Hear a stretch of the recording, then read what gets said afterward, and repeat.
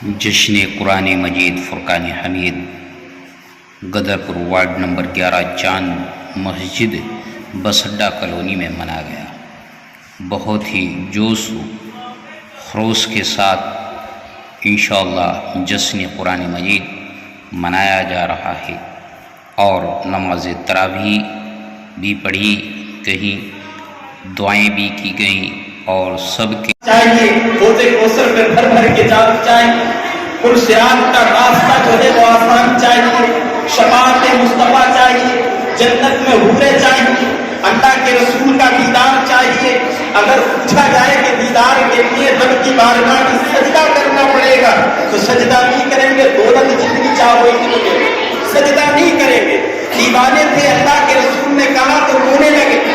میرے آقا علیہ الصلوۃ والسلام بھی مایوس تھے، اللہ کے رسول سے عرض کرتے ہیں دیوانے یا رسول اللہ عمر اتنی نہیں ہے، آپ کی امت اتنی عبادت نہیں کر پائے گی، اتنی کم عمر ہوتی ہے۔ جب یہ تخیل آتا ہے نا، جب تخیل آتا ہے اور دل سے جب کوئی بات رب کی بارگاہ میں نکلتی ہے تو میرا رب اس دل کی بات کو قبول کرنے کے لیے سید الملائکہ کو بھیجتا ہے۔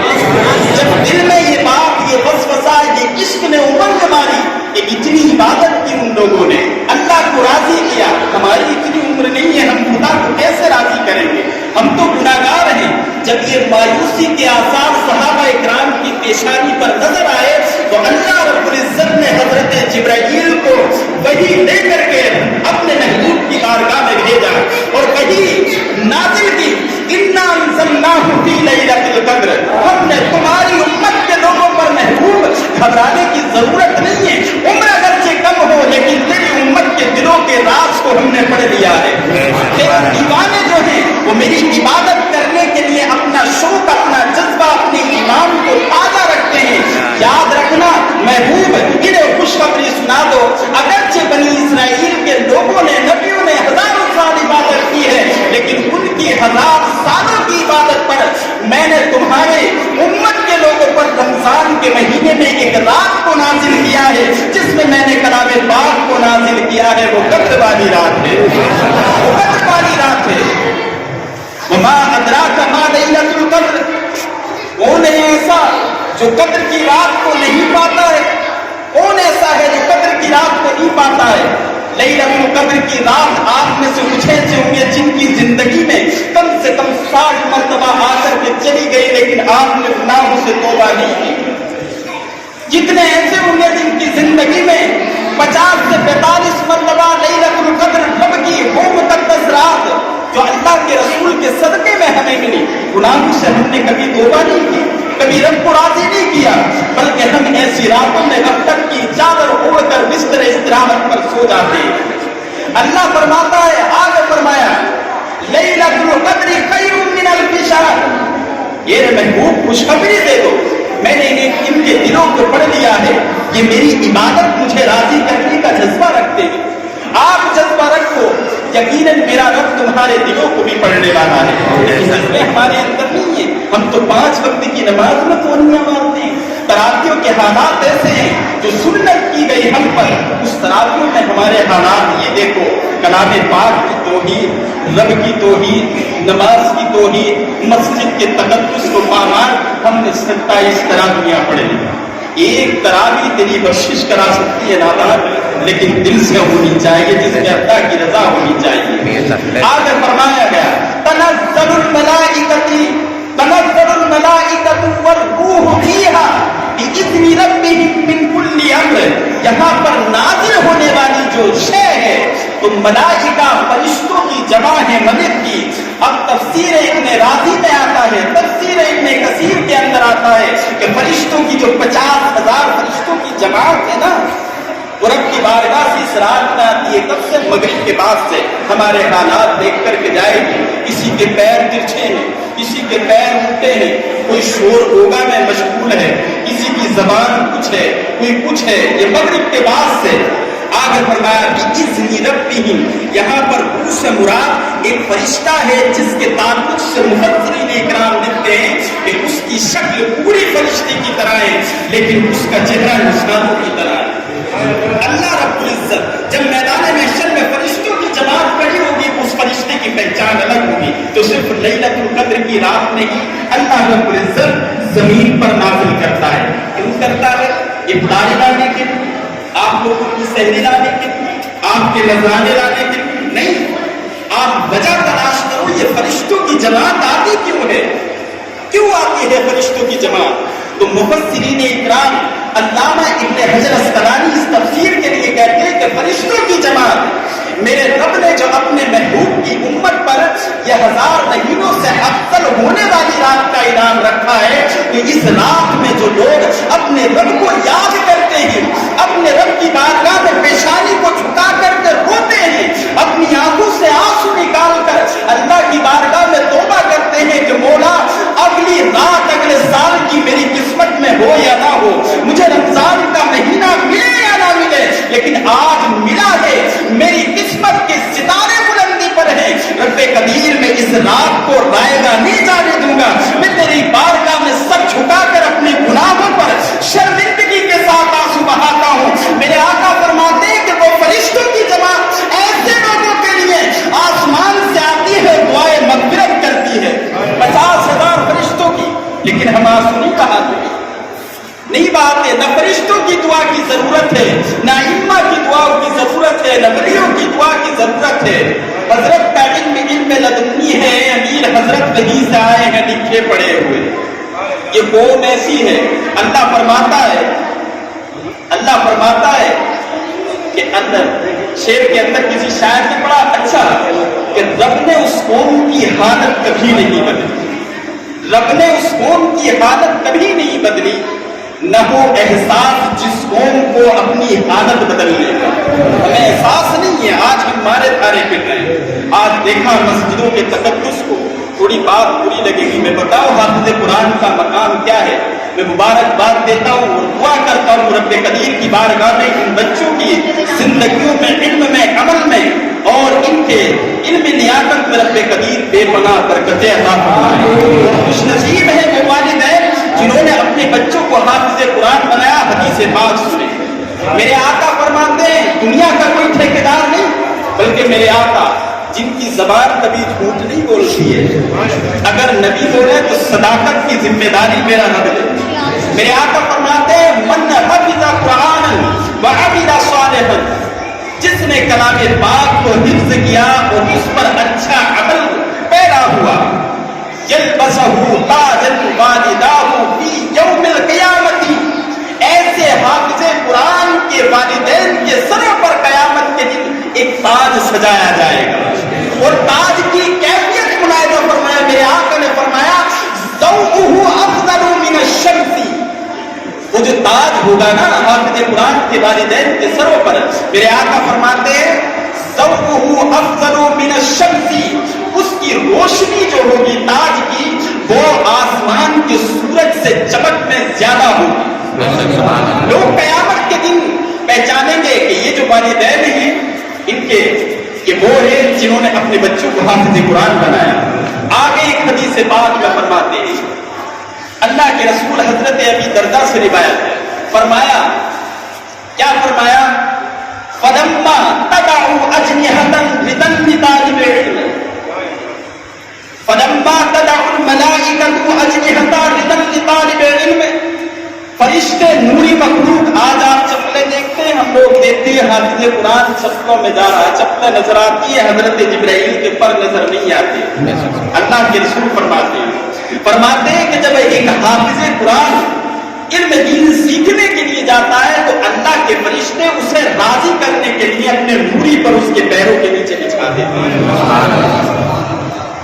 الذی یعیشون فی البحر والخشک، اللہ کے رسول فرماتے ہیں جو چیز سمندر میں ہے، جو خشکی میں ہے، وہ ساری چیزیں جو زندگی گزارتی ہیں اس حافظ قرآن کے لیے دعائیں کرتی ہیں. آپ دعا نہ کرو، ہم لوگ تو صرف یہ ہیں کہ فون آتا ہے امام صاحب ایک بکرا ہے جس کے اوپر اللہ محمد لکھا ہوا ہے، اندازے سے صاف لکھا ہوا نہیں ہے، اندازے سے 10 لاکھ کی قیمت ہے ایک بکرے کی قیمت جس پر اللہ محمد لکھا ہوا ہے. میری قوم کا حالت یہ ہو چکی ہے، میرے قوم کی حالت یہ ہو چکی ہے کہ جس جانور کے شریر پر ایک اشارہ مل جائے کہ اللہ محمد 10 لاکھ کی قیمت، لیکن ایک ہی بار اللہ محمد لکھا ہوا ہے۔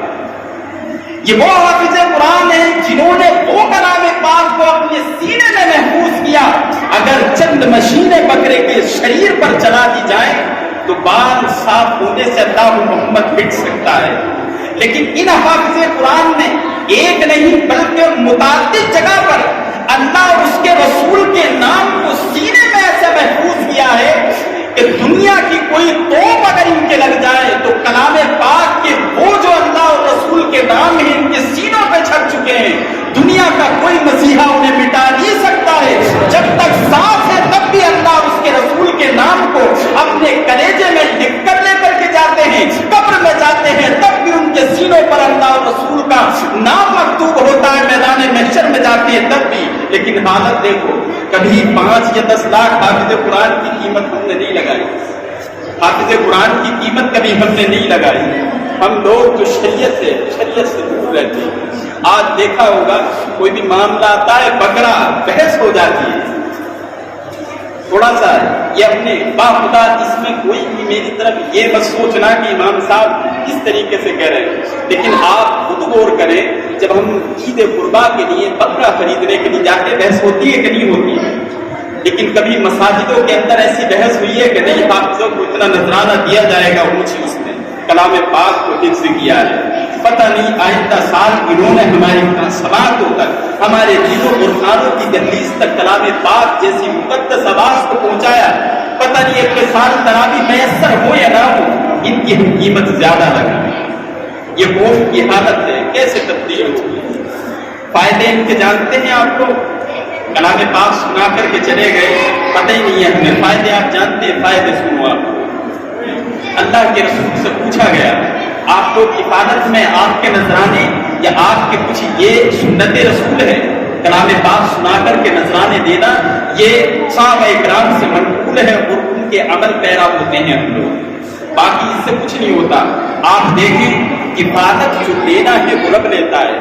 میرے آقا علیہ الصلوۃ والسلام حدیث پاک میں فرماتے ہیں من خرج بحصول العلم تکفل اللہ لہ برزقہ، جو بندہ جو میرے محبوب کا امتی علم دین حاصل کرنے کے لیے گھر سے نکلتا ہے تو اس کی ذمہ داری کھانا پینا کپڑے زندگی کی حفاظت کرنے والا اس کی کفالت کی بنیاد دار نہیں ہوتا بلکہ پروردگار ہوتا ہے، میرا رب اس کا کفیل بنتا ہے، اور یہ جس کا کفیل رب ہو اسے دنیا میں کوئی کیا پریشانی دے سکتا ہے۔ ہم لوگ آج تک اسی کش پکش میں، میرا بیٹا 60,000 کماتا ہے لیکن کچھ نہیں ہوتا، امام صاحب 10,000 بھی، مطلب یہ ہے کہ دیکھو بیوی کے بھی کپڑے بہت زبردست آ رہے ہیں، امام صاحب کی بھی پریس نہیں ہوتی ہے۔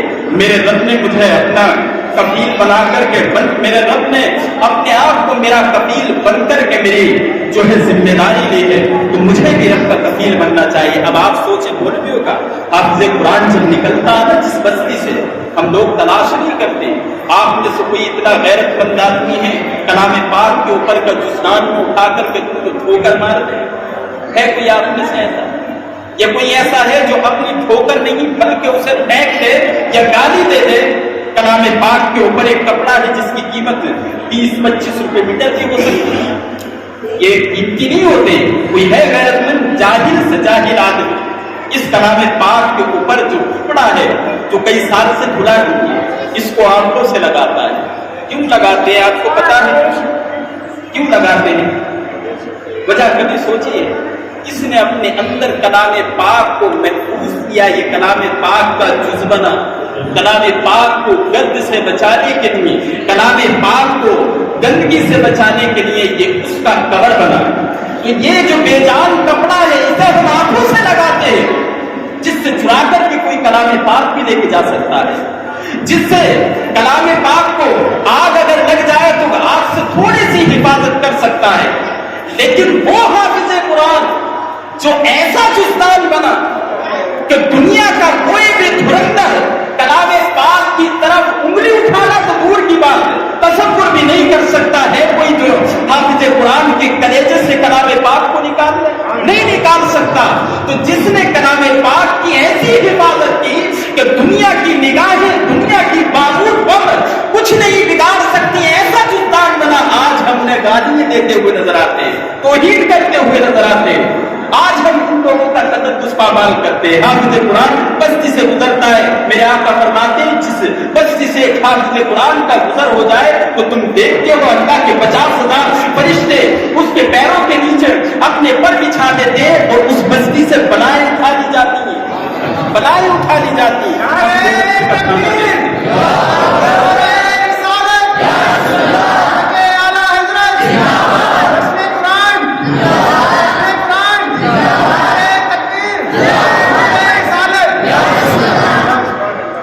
ہم 2 وقت کا کھانا دیکھتے ہیں لیکن تمہیں معلوم نہیں 2 وقت کا کھانا جب حافظ قرآن کھانے آتا تو 50,000 فرشتوں کی جماعت تمہارے گھر آتی ہے اور آ کر کے دعا کرتی ہے, کتنی برکت تمہارے گھر میں ہوتی ہے.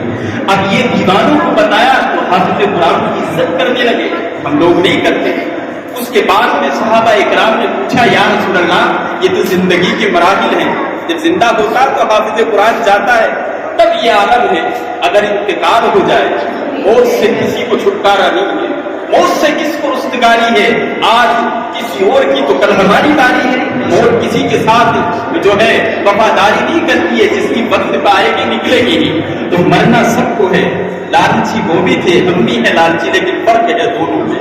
پوچھا یا رسول اللہ یہ تو زندگی کے مراحل ہیں, ایک حافظ قرآن کی یہ برکت ہے, اگر انتقال کر جائے تو کچھ فائدہ ہے حافظ قرآن کا. میرے آقا فرماتے دیوانوں حافظ قرآن جب انتقال کرتا ہے تو کلام پاک کو دنیا میں نہیں چھوڑتا ہے بلکہ اپنے سینے میں محفوظ کر کے کفن میں لپٹ کر قبر کی گود میں جا کے سوتا ہے, اور اس قبر کی یہ حالت ہوتی ہے کہ فرشتے کلام پاک کی برکت سے اس پر اس کی مغفرت کے لیے دستے دعا اٹھاتے ہیں اور اس کی قبر کی برابر سے 40 قبروں کا عذاب اٹھا لیا جاتا ہے. ہم لوگوں کو اگر بتایا جائے تو کہ 40 قبروں کا یہ پوچھنے کا تصور نہیں ہو سکتا کہ یہ 40 قبریں کس سائڈ کی ہے. دیوانے تھے, پوچھا من ای جہت یا رسول اللہ, کون سی جہت ہے جدھر سے 40 قبروں کا عذاب اٹھا لیا جاتا ہے, کیونکہ اپنے آپ کو گناہگار سمجھتے تھے, عبادت کرتے تھے, سر ہتھیلی پر لے کر مصطفیٰ کے ناموس کے لیے نکلتے تھے, نمازیں ان کی تھی, اپنے آپ کو گناہگار سمجھ کر کے پوچھا یا رسول اللہ اس جانب کی 40 قبروں کا عذاب اٹھا دیا جاتا, بخشش چاہیے. میرے آقا فرماتے حافظ قرآن ہے, میرے رب کا کلام ہے, غار سور پر جو اس کا بار ہے, اس کا بوجھ ہے, یہ سینہ مصطفیٰ کا بنایا رب نے. باقی دنیا کی کوئی ایسی چیز نہیں ہے کہ اگر اسے نازل کر دیا جائے تو اس کے خوف سے پھٹ نہ جائے. لیکن میرے رب نے میری امت کے حافظ قرآن کے سینے بھی ایسے بنائے کہ چٹانیں پھٹ جائیں گی. کلام پاک کہتا ہے, کلام پاک فرماتا ہے لو انزلنا هذا القرآن على جبل لرأيته خاشعا, اگر ہم اسے پہاڑوں جیسی چٹانوں پر نازل کرتے تو اس کے بول سے یہ پھٹ جاتے. میرے آقا فرماتے ہیں میری امت کے حافظ قرآنوں کے وہ سینے میرے رب نے بنائے ہیں کہ کلام پاک کو اپنے سینے میں پورا اتار لیتے. تو پوچھا یا رسول اللہ 40 قبریں کس سائڈ کی, تو میرے آقا نے فرمایا کہ رب کی رحمت ہے, اللہ رب العزت نے کلام پاک کو یاد کرنے کی وجہ سے حافظ قرآن کی قبر کی برابر سے جس طرف تم دیکھو گے میرے رب نے اس طرف کی 40 قبروں کا عذاب اٹھا دیا. ایسے اعمال, ایسی یہ چیز ہم لوگ آج ہلکے میں لیتے ہیں, ہم لوگ آج ہلکے میں لیتے ہیں. خدا نے اس قوم کی حالت کبھی نہیں بدلی, نہ وہ احساس جس قوم کو اپنی حالت بدلنے کا, ہمیں بدلنا ہوگا. کلام پاک کی جو تعظیم ہے, اس کا تقدس ہے, یہ ہمیں دیکھنا ہوگا. آج کی یہ جو رات ہے اس میں اختلاف ہے, کسی نے کہا 21, کسی نے کہا 23, کسی نے کہا 25, کسی نے 27, کسی نے 29, لیکن 27 کی شب پر متعدد کون ہے, متعدد کون ہے, اور اسماء الرجال میں سب سے بہترین عدالت کے شہنشاہ حضرت عمر فرماتے ہیں کہ میرے آقا نے فرمایا آخری اشرا, یا آخری اشرا چل رہا ہے, دہائی کا 3 اشرے ہوتے ہیں, آخری اشرا فرمایا اشرے کے 7 میں 27 تاریخ, 7 کے ساتھ ہی زمین و آسمان ہے. حضرت یوسف علیہ السلام کو 7 سال قید میں رکھا گیا. اللہ رب العزت نے جنت کے دروازے جو ہیں وہ بھی 7 ہیں, مشہور ہے. یہ تمام چیز ایسی بڑی متعدد رکھی گئی ہے. تو ان کونوں کے مطابق اللہ کے رسول کے دیوانے کہتے ہیں کہ 27ویں شب ہی لیلۃ القدر کی رات ہے۔ اب اس پہ کچھ لوگوں نے سوال کیا کہ اللہ کے رسول نے ساری چیزیں بتائیں، یہ لیلۃ القدر کی رات کو مکی کیوں رکھا؟ تو کہا موت لیلۃ القدر کو اس لیے مکی رکھا کہ اگر موت کو بتا دیا جاتا کہ فلاں دن موت آئے گی تو اس نے رب کا قول نہیں سنا ہے کہ میرے رب کی بارگاہ میں جو توبہ کرتا ہے میرا رب اسے گناہوں سے پاک کر دیتا ہے۔ تو زندگی بھر گناہ کرتا کہ میں فلاں دن کروں گا، اس دن توبہ کر دیتا اور اللہ کی عبادت نہیں کرتا۔ ایسی ہی لیلۃ القدر کی رات کو مخفی رکھا گیا کہ اگر پتہ بن جائے کہ 7ویں شب ہے تو میرے رب کی بارگاہ میں 27ویں شب میں ہی لوگ توبہ کرتے اور گناہوں سے استغفار کرتے۔ تو یہ چیزیں ہیں۔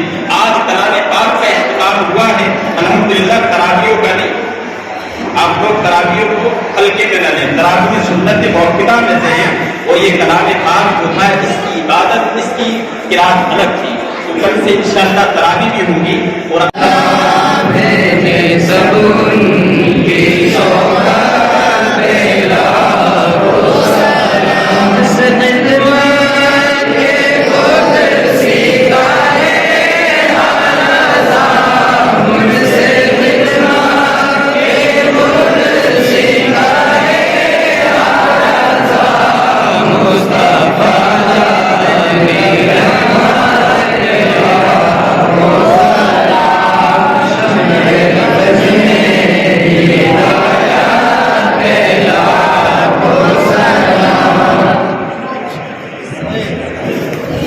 سبحان ربك رب العزة عما يصفون وسلام على المرسلين والحمد لله رب العالمين۔